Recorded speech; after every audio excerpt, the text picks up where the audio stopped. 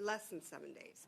So late accounting penalties will be assessed to an importer after 5 days. Well, it's my understanding also that you can't get an itemized list of, of all the transactions. And that would have to be done manually by CBSA, an officer to, again, we're spending $400 million and we're asking a CBSA officer on the side to put it in an Excel spreadsheet to send to you. And there's no commitment, my understanding is from CBSA, to provide it to you in a timely manner. Is that correct, Ms. Campbell? Yeah, I would love to talk about that because one of our members just raised that with us who's testing right now. And again, there's only 40 companies that we're testing. You would think they would have kit glove service through the testing period. And we're trying to simulate these reports. It took them over 2 weeks to get a report after 3 tickets into CBSA. So you can only imagine when we go live and 200 importers potentially are going to be requesting these reports because, to your point, they have to be manually done. I can confirm we are told right now there is no service level agreement other than the one that exists today when we request those reports, and that's 3 weeks. Wow. Mr. Sheehan, please. Thank you very much, and I just wanted to thank you all for your, excellent testimony. We're going down a path that's really important. I'm from Sault Ste. Marie, so I'm well familiar with the trade that goes across the border, and it's very significant. And this is a significant change for people. And one of the questions I wanted to sort of ask is, some of you had mentioned that you felt that the testimony that you heard on Tuesday from the CBSA that said that they were very clear that goods will not be paused at the border and that effective transition measures have been communicated within the regulation. Why is this not your view again, if you could delve into that? Because I can't remember who said that. Was it Candace? So we've been asking for the written transition plans for literally weeks and weeks. And as we go into a subcommittee meeting, unfortunately, everything's verbal. It's in a slide deck that doesn't really solidify what those transition plans are, what the contingency plans are, and what's the COM plan to communicate with us when they're down for this period of 16 days. So how are we going to go about doing what we're doing? Some of the testimony on Tuesday, quite frankly, it was news to all of us. We had never heard some of the transition plan before. And so now release is a different function from accounting. Could you just go into a little bit of detail on that transition plan, the stuff that you didn't hear? Yeah, so one of the things that we have never heard before is that one of the strategies was to roll back. So if, as going live on May 13th and they experience an issue or a challenge, that there is an opportunity to roll back. We've never heard that before. For decades, we've been told that there's a big bang approach. The system cannot be implemented over a series of, triages until we reach steady state. And as a result of that, from an industry perspective, we spent millions and millions of dollars to get ready from IT.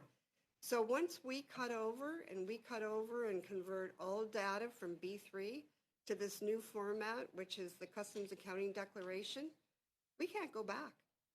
So that's a very serious concern for us, and we have never heard that before. One of the other strategies they implemented was, now to say that importers can utilize the use of a broker's business number. Well, that's not necessarily true. Today, we use our business number on very unique situations. Typically, we will not use them on a commercial load. There's too much risk and liability.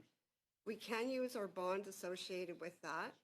So that's going to really be a business decision in terms of what broker wants to use your business number when full liability is on the table to us for a period of 4 years. And so while, there's a lot of discussion that we won't, the liability won't be passed on to the broker until a certain prescribed time, we have nothing in writing. So it's very difficult for us to make those kind of business decisions. What happens at the back end? So release will take effect by the importer's business number. At the back end, if a broker decides or makes the business decision not to use your business number, there will be no accounting of goods, which means no revenue collection, which means no revenue is paid to the government. Okay, and there's also some, a mention about the CARM system, and it had some flaws in the ability to calculate properly various things. And does this reflect that the system is, now accurately accounting to ensure the government of Canada receives 20% of revenue foregone under the old system? And I can't remember who could be able to answer this one. I'll more than take a stab at it. Kim. Yeah, we were kind of surprised with the characterization of the 20% which was reflected in an Auditor General Report 2017. So when we just refreshed ourselves, really that Auditor General Report, because we heard quite often through the committee statement that the Auditor General said there was a 20% error. But in actual fact, the Auditor General reflected on Customs' own reflection of what they believed was misclassified. The other thing we find very curious about the next leap of faith in terms of the calculation, and CARM will fix it, the system actually makes calculations based on the information we provide. So it's not that Customs is going to be checking the HA's classifications at that point. It will depend on still the same data we get. The big difference only is now they're taking that information and making the calculations of the duties and taxes. So you're going to feed that, you'll be feeding that same information into the new system, correct? Correct. Thank you very much. Mr. Savard-Tremblay for 2.5 minutes. Merci, Madame la Présidente. Madame Upton, Thank you, Chair. Ms. Upton, I'd like to return to that. You can put your headset on. You said that the business needs of the contract had evolved in 6 years. That's obvious. I think it's sure nobody would question that. But if we base it on the final needs that are listed in the matrix of traceability right now, the current one, have all the needs been fulfilled? And has the CBSA expressed that all the needs were fulfilled? As I said, I think that's a better question for CBSA in terms of sign. It's still continuing to evolve as we would expect as we get closer to the go live, but that's a better question for CBSA. Donc, vous savez pas So si... you don't know whether the agency that gave the contract is satisfied with what you've provided. If you would look at all of the design documents, there are several of them that are signed off. Most of them, the majority of them are signed off. As the designs moved forward, they would have to be signed off to actually move into the development piece. And then as the testing then gets signed off, and that continues through that process. Donc, si on vous demandait de produire... So if we asked you to provide the traceability matrix, it would show that the needs have been fulfilled and that there is no major fault that would prevent the implementation of the needs. As I said, the requirements traceability matrix would show all of the requirements and how they've been met throughout the program. Écoutez, je voudrais profiter du Well, temps. listen, I'd like to take the time that remains to make another motion to the committee, which will be distributed. I'll read it to you. Given that the Canadian Border Service Agency is now working to implement a computer system for official registration to apply international trade requirements for taxes and customs duties for importers in the chain, and it's called the CARM, that this new system will apply on May 13, 2024 under 1082 of the standing orders. The committee asks the CBSA to produce in both official languages a non-redacted plan of its contingency plans. And once the document received by the committee members, if it's not possible to send a non-redacted copy for a valid reason, that a non-redacted version be sent to the parliamentary legal advisor regarding the need for the redacting, and have it produced to the committee clerk at least 15 days, within 15 days after this motion is carried.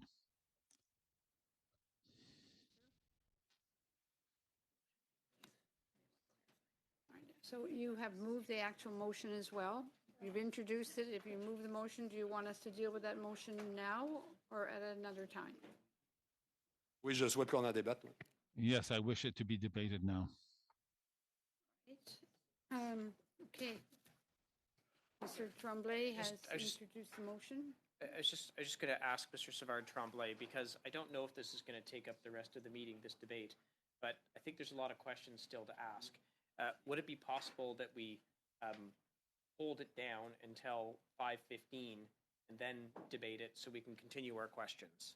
Great À, idea. à condition qu'on en débatte au cours de la As long as we do debate it during this session, in other words, our last session before the 2 weeks off. Okay. Yeah, that's good. Great idea. Thank you. Okay, Mr. Cannings for 2.5 minutes, please. Okay, thank you. I'm going to turn to Ms. Campbell.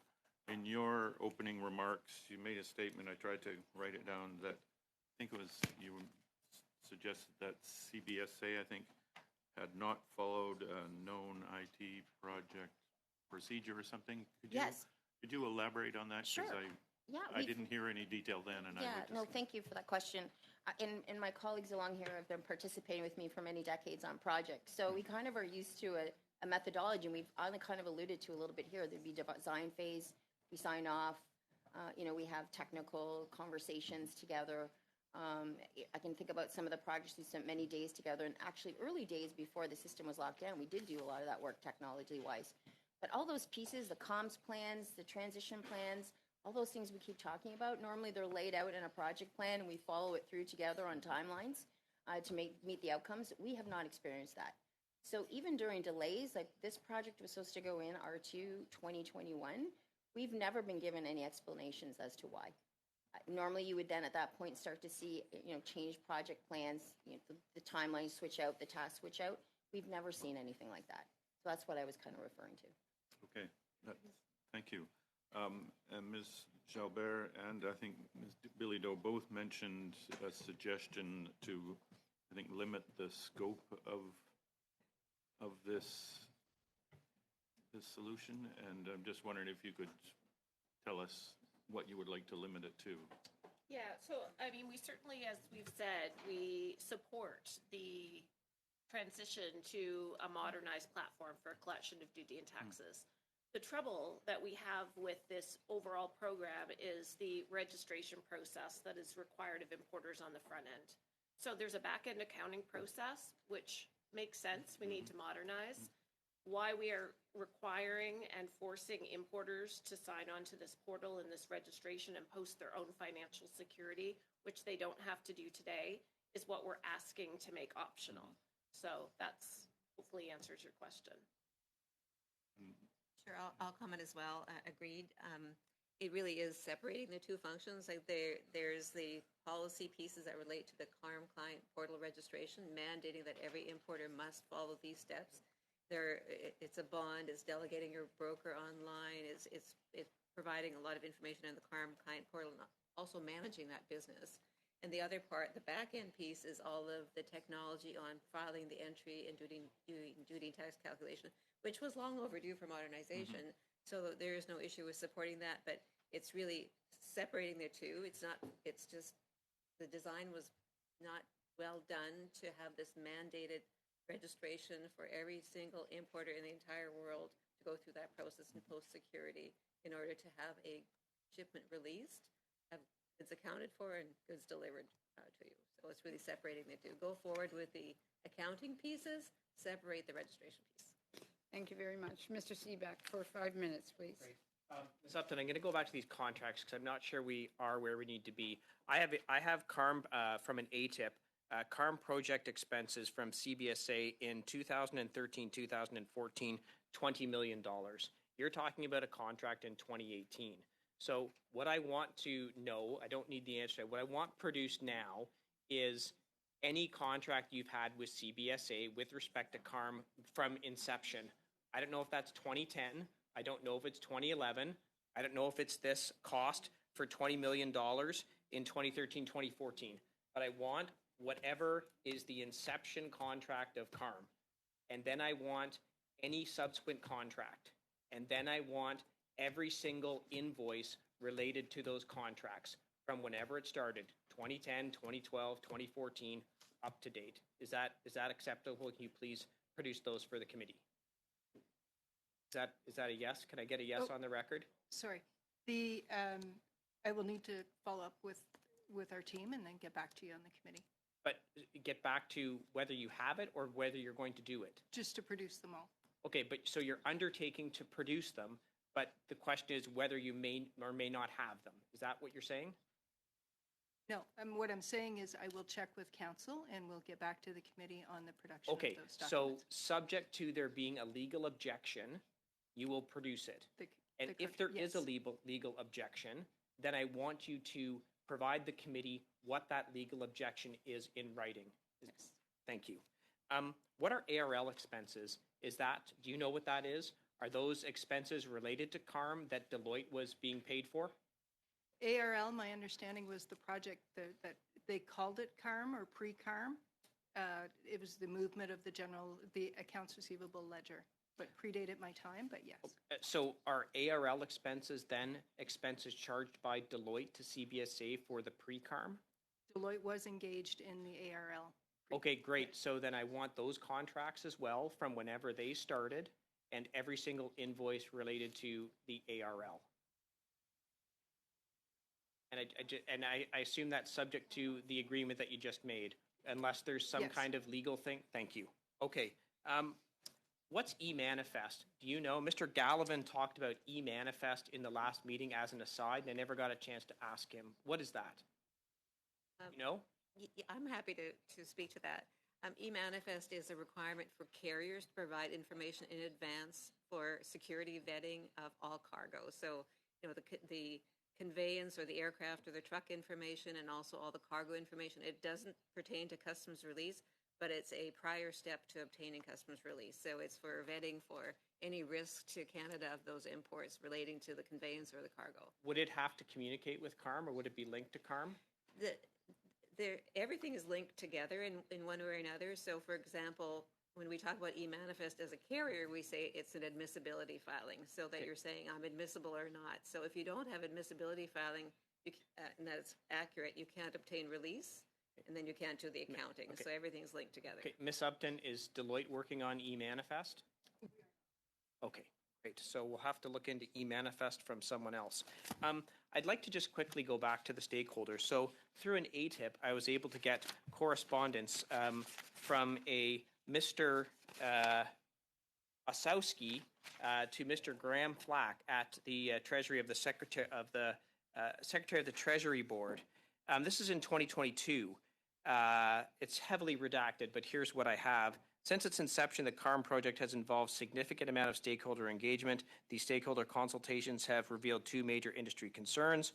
First, given that stakeholders need to make significant IT system and other changes to meet CARM requirements, they are reluctant to move forward until all of CARM's legislative and regulatory aspects are finalized. And in another one, they go on to say, the CBSA president indicates that the completion date is no longer possible for CARM primarily because, and that's redacted, this is January of 2022. It is now March of 2024. Would you say that the stakeholders' opinions now in 2024 are the same as they were in 2022? That it's not ready to go? Yes. And I think I have 15 seconds, so all I will say is this. I think it's very clear stakeholders think this should not launch. And if it launches and launches poorly, this will land on the government's feet because they have been warned.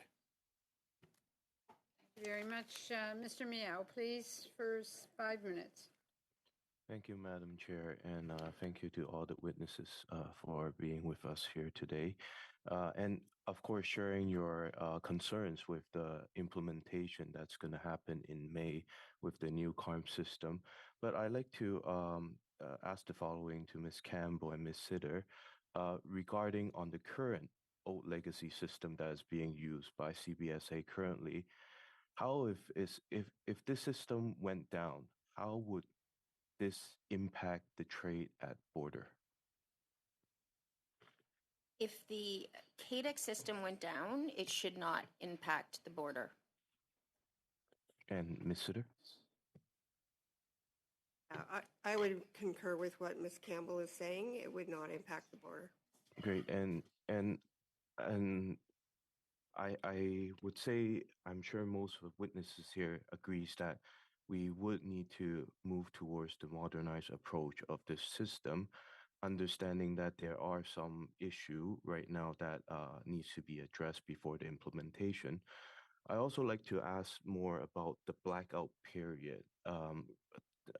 I recall the blackout period between 7 to 13 days.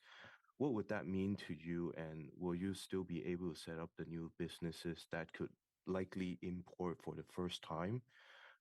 Or are you not able to do that during those blackout period when the new system is on? How about I start, and I'm sure my colleagues can flavor it in. We are still officially waiting, although I guess we might have heard it on Tuesday when the actual blackout period starts.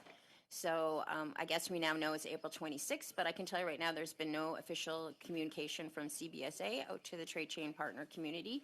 So that's still disappointing. We've certainly asked them to do that even like a couple of weeks ago, and we still haven't seen it. The blackout period, though, to you ask your question, and I just also want to go on record, that was another one that we were surprised to hear from the CBSA team, that the TCPs have requested this very extended long blackout period, which is absolutely not true. In fact, it's been the complete opposite. We've been advocating for over a year to try and make it as short as possible. We are completely perplexed. We've all put in large systems, not only with the government, but in our own businesses, and have never had a 3-week backup period where we can do nothing. So to finally maybe answer your question, the other problem is the Climb Client Portal. If I can hardly say it after 10 years, it's hard for, I'm sure, a lot of other people to write that one out. But nobody will be able to access it. So to your point, no, they won't be able to register. Okay, and Ms. Jalbert, would you like to share some of your thoughts to this?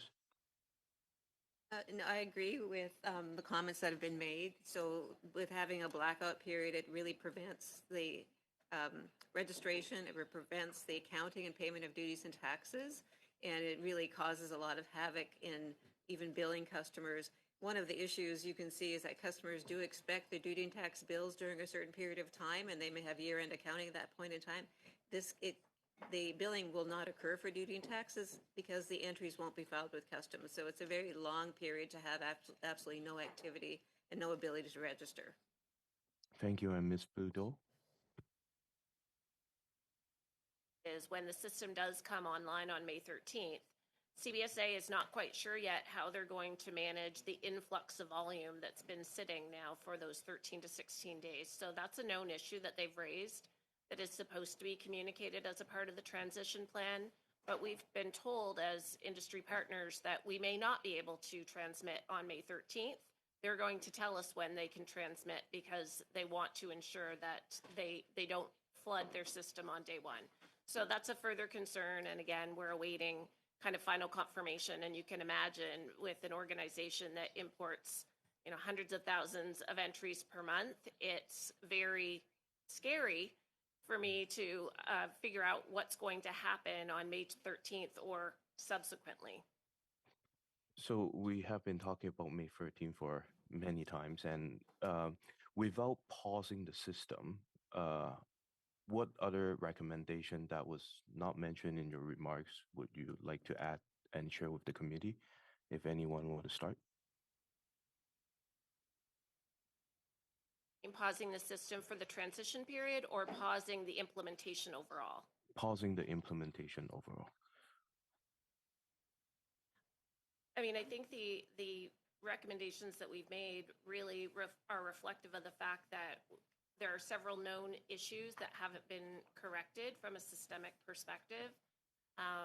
We've talked about the opt-in program for portal registration, which we think needs to be a permanent solution, not just a transitionary measure, so that small, medium-sized business are not disproportionately impacted by this. I'm not sure that there are really any other alternatives at this point other than to ensure that we have a transition plan that we understand and can accommodate, that there's appropriate contingency planning in place, and that we make this system more flexible to ensure that our Canadian economy can continue to thrive from imports into Canada. Great, thank you. And do I still have more time, Madam Chair? Your time is up. Thank you. Thank you very much. Just for the information of the committee, it's 5 o'clock. Bells will, my understanding, start to ring at 5:15. We have the motion by Mr. Savard-Tremblay to deal with. Does the committee want to do two more, conservative and a liberal? Or do you want to just end the meeting now and go on to dealing with Mr. Savard Tremblay? I can see Mr. Canning indicating he wants to deal with Mr. Savard Tremblay. All right? Well, I'm at the will of the committee here. Oui, Mr. Savard éc- Tremblay? écoutez, je crois que ça va être assez court. Well, listen, I think it'll be quite short. Anyway, I believe that I got a positive feedback they can tell us from the Conservative colleagues, and I had a discussion with my colleague on the Liberal side here who proposed 2 amendments that I think we can accept, so I'll let them raise that, and I think we'll be able to move forward quite quickly. Let's do Mr. Jenneru and Mr. Sidhu, and then we will end this and go into the balance of our meeting. All right? Okay, 5 minutes, yeah. Thank you, Madam Chair. So I want to go back to you, Ms. Upton, from the beginning of the testimony. You said that, and talk about the subcontractors again, you said 20% are subcontractors within this project. We know from the ArriveCan, I will take the liberty of calling it a scandal, that the procurement ombudsman said that 76% of the subcontractors did no actual work. I'm again throwing back to you. You will produce a list of all the subcontractors that have been subcontracted, work or no work, as part of this project. I think it's important to note, though, that the subcontractors that we would have engaged, we are responsible for their work.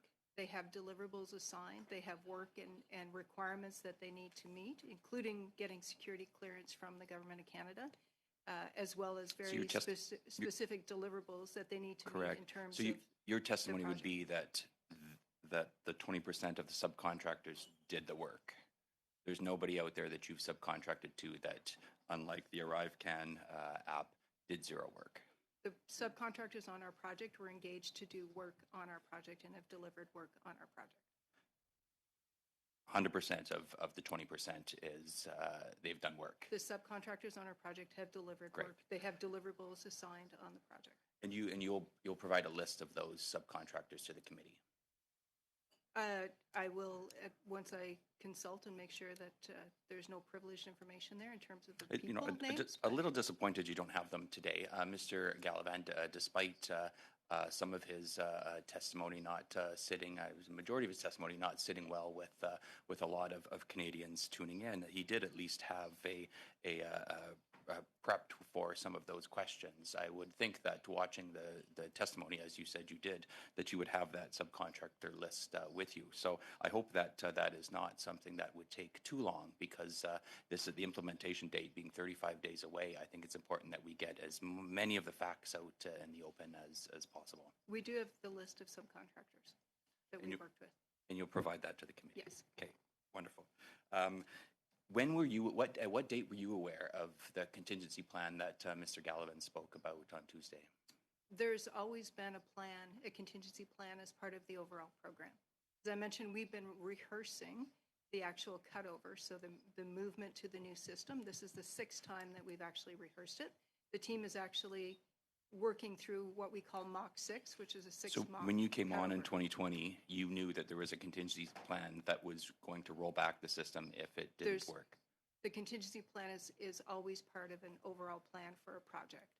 So that the first day they present in front of you, here's a contingency plan, and you knew that that's what's going to happen if it doesn't go live. It's always part of an overall project. So then I guess curious, why not share that with the business community? That seems odd that they had to find out about it on Tuesday, that basically a $438 million project would essentially be scrapped if there was no contingency plan. Unfortunately, I cannot speak for. Do you think that would your testimony be that was a poor decision on Mr. Gallivan's part to not share that with the business community? All I can tell you is that there has been a contingency plan in place. We continue to practice that contingency plan, and the team is actually going through the 6th version of that right now. And the contingency plan that you were aware of on in 2020 when you came on your first day at work, they told you it's to roll back The contingency system. plan has been in a project plan for, I can't tell you the exact date, but it's been in a project plan for But the rollback contingency plan. the entire contingency plan. It includes the entire cutover, the dates, the number of dates and days for the cutover obviously has evolved over time, but the full contingency plan. Thank you very much. Mr. Sidhu for 5 minutes, please. Thank you, Madam Chair. Having spent 13 years in international trade, I understand the anxieties the trade community is facing with, as we heard today, no written transition plans, and I know the motion that will be presented shortly will help clarify this for some of our trade partners.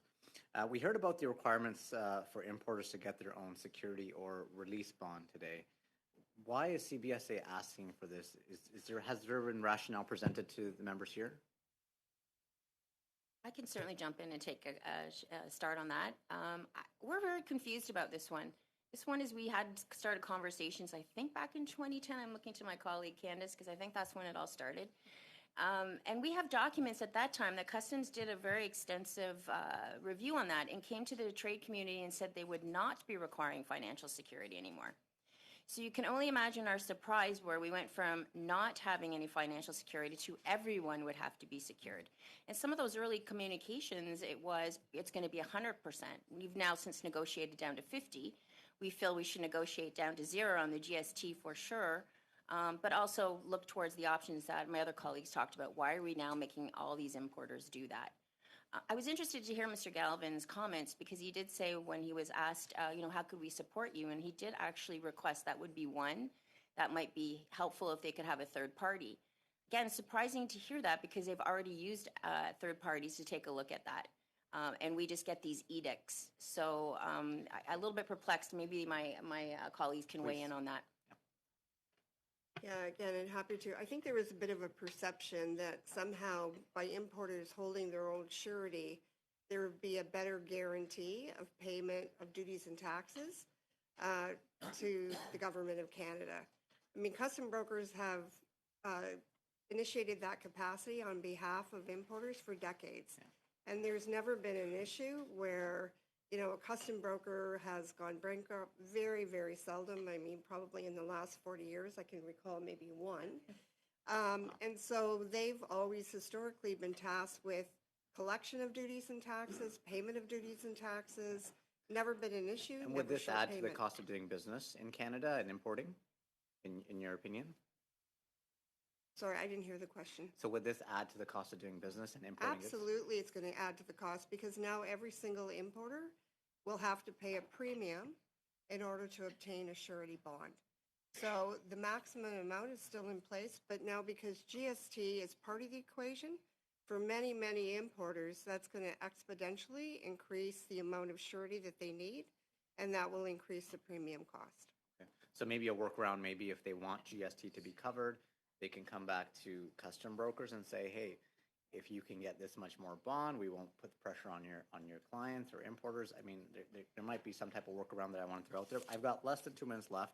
I know there's a lot of recommendations presented by all the panelists. If you can just pick one recommendation, I'd like to quickly hear from all of you guys. What's the top priority for you, for CARM? CARM has to be an opt-in program for importer registration. Mine would be the same opt-in for importer registration, and the second one would be to have a steady system and more testing of the brokerage and importer community. Yeah, I believe from our perspective, to implement a system that it's not fully functional is it's irresponsible. The benefits, communicated at the onset of the project simply are not going to be materialized, and a lot of money has been spent, taxpayers' money, to implement a system that is in its current state just does not work. Mine would be phased-in approach. We've never, ever, in all of the history that I've been around, which is many decades, implemented a system big bang. So I would say it has to be a phased-in approach. What would a phased-in approach look like? Is it 10% of importers, the highest volume? Like, what would that look like to you? Well, logically, at this point, if people are ready to go, as we heard from Mr. Galvin, there are many that are ready to go, then they should be allowed to go on May 13th and then work towards getting people on. We've always had targets over the years, working with larger volume people. And then at some point, once there's a critical mass, that's when we've made the decision within a year we'll sunset. That's what we've been used to. So within the broker system, but there's two accounting systems now if they have two separate methods now, right, on the back end? So you'd receive, I guess, I don't know if they call it ARL or SOA now, but Yep. you'd receive that on your end, and then you receive something else on the CARM end, and you just add them together and pay custom. Like, how would that be possible on the back end? Well, today, most of us have systems where we know. The challenge now is that Customs is doing the calculation, and we know there's not correct deltas is the problem. So again, people could use the SOA, or we could just use the systems that we have today to know if we're paying or not paying correctly. Should we deal with this? Thank you, Madam Speaker. Okay, Madam Chair. thank you very much. All right, to our witnesses, thank you very much for your contribution. It was invaluable today on a very important initiative from the government. So thank you very much. For the witnesses, you are free to leave if you choose. We will continue with committee business that we have to deal with. So we have Mr. Savard-Tremblay's motion that's here. No, we're doing it in public. We're not going to go in camera, if you like, because by the time we go in, I'm sorry. All right, by the time we go in camera, we'll lose the time. So, okay. En fait, j'ai déjà lu Well, la motion. actually, I already read out the motion, so I'll let Ms. Fortier raise her proposed amendments.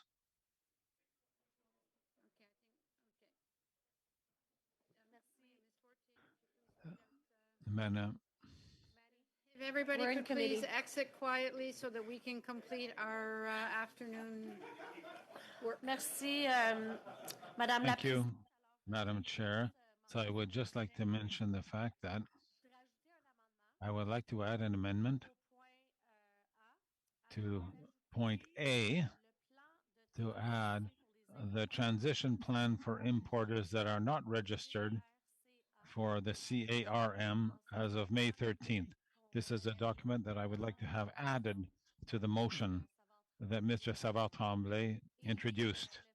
And I would also like to make a second amendment, a very slight one, but in this case, for time considerations, it talks about 15 days after passing this motion. I would prefer 20 days because we're asking for a lot of documents to be brought in, and it could take really more than 15 days. I think that 20 days would be acceptable if the colleagues agree. So I propose those two amendments, and I would like to move them right away so that we know what is involved in the motion I'm making. I was comfortable with that for reasons of transparency. Adding one further document, I have no problem with that, for us to have that available to us. And then the 20 days, it seems to me that my motion 2 days ago mentioned 15 days. So we're already going to be receiving a lot of other relevant documents before the return of the committee. So after that, well, if we add a bit more time for them to have time to produce more documents, I'm comfortable with that as well, as long as we have it within a reasonable time period for to get all the documents.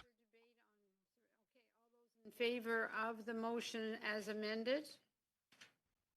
Opposed? Everybody's good with that. Mr. Seaback? Thank you, Chair.